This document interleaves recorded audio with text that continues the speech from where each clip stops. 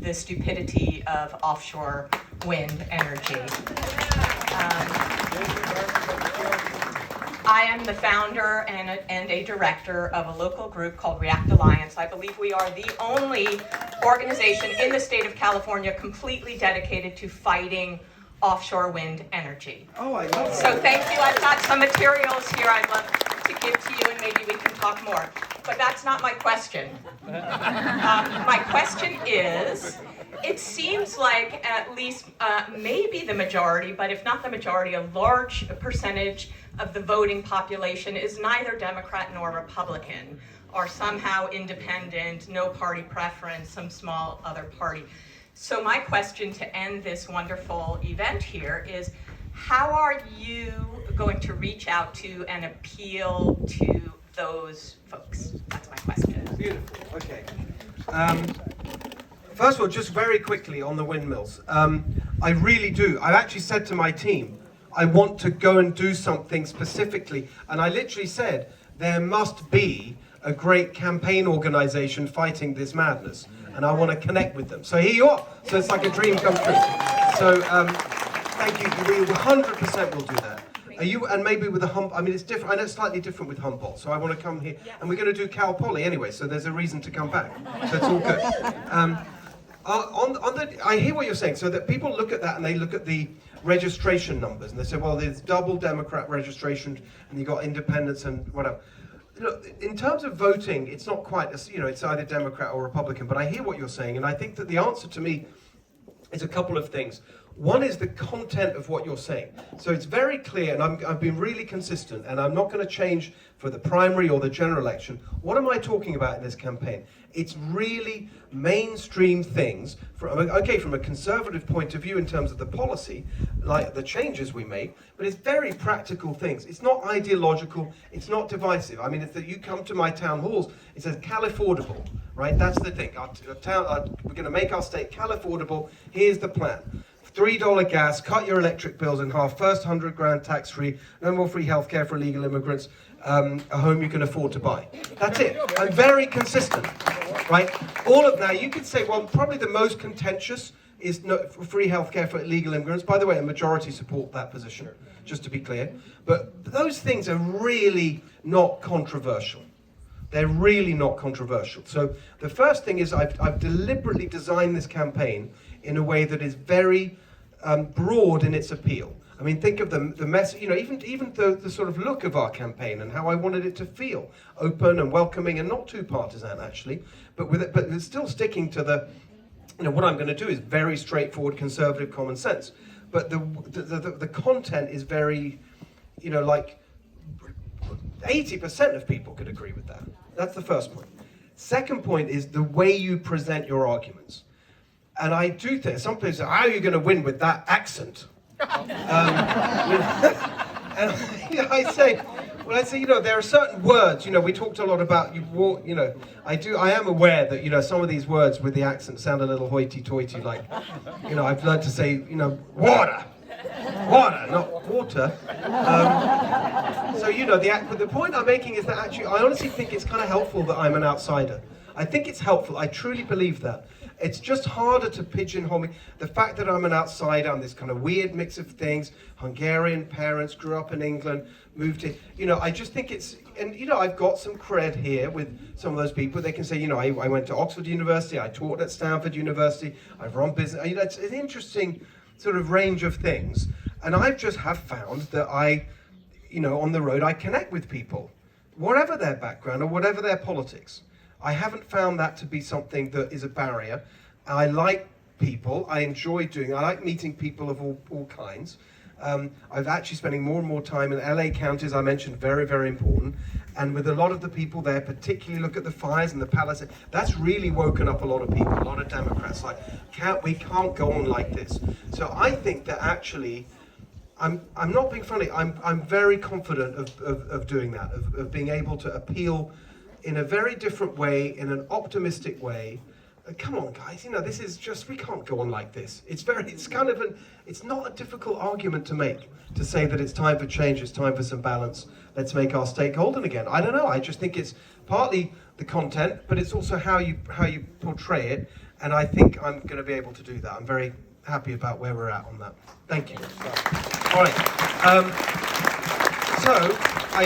The sneaky observers member, I poured myself a drink because we're at the one more, is it?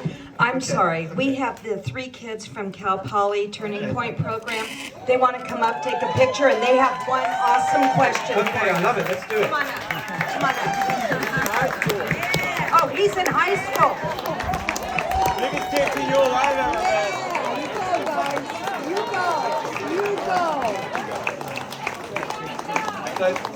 So this. Ryan. Oh, word. You're a very good representative for Charlie because you're tall like Charlie. So I took a picture of them. We were like neck and neck. I was an inch taller though. Yeah. Exactly. Well, listen, it's wonderful to thank you guys. I just want to say officially thank you for everything you're doing. You're at high school, right? Yeah, I'm 15. 15. Look at that. This is the future of our state. Right, questions.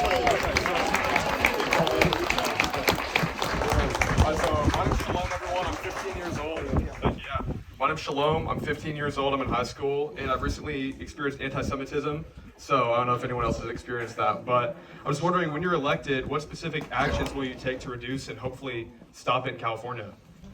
It's disgusting what's happening. I spoke at the, there's a big Jewish forum in LA the other week, and it was a really interesting moment because it was a very Democrat audience. Yeah. And I was asked that question, and I spoke that night with just clearly and strongly on this issue in the way that these Democrats just don't give you a straight answer. And the fact is we cannot tolerate it. We cannot have this go on. It makes me so angry that you've got, and look what's just been going on the last few days. You've got synagogues and schools where you have Jewish events, you have to pay for your own security. No, we pay our taxes for everyone to be protected by law enforcement. And no one should have to pay for their own security. I'm going to make sure, and my Attorney General as well, that we're going to have proper protection for everyone through the taxes you pay. That's number one. Secondly, we're going to root out this ideology, and it's coming from the Democrats, and you see it in the UC system. I went to UCLA right after October the 7th with Gloria Romero, and we said running with me for Lieutenant Governor, she actually taught at the UC system, we said very clearly, this is totally unacceptable. And you just got to have a total change of mindset. You've got all these Democrats running, and when they're in front of a Jewish audience, they say, oh, we are with you, and all the rest of it. Then they go off to their left-wing crowd, and they basically trot out all the river to the sea, offensive insanity. And that you're never going to get from me.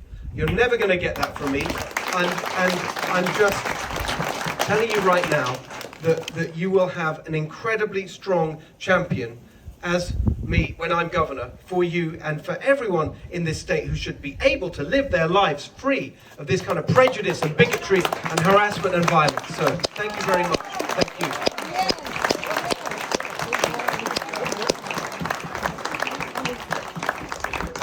Thank you very much. Right, can I have my drink now? So, no. I'm just gonna. So listen, I just want to say one last thing, if I may. Can I do one last thing? Very quick, very quick. Yes. I want to say that it's been beautiful being here. I've loved it so much. It's just an incredible day. So thank you for putting this together. Everyone involved in this magnificent thing, it's just thank you. And I want to say, if you want to, I just want to say this very simple thing, which is, I can't do this for you. I can only do this with you. So I really, really would appreciate your help.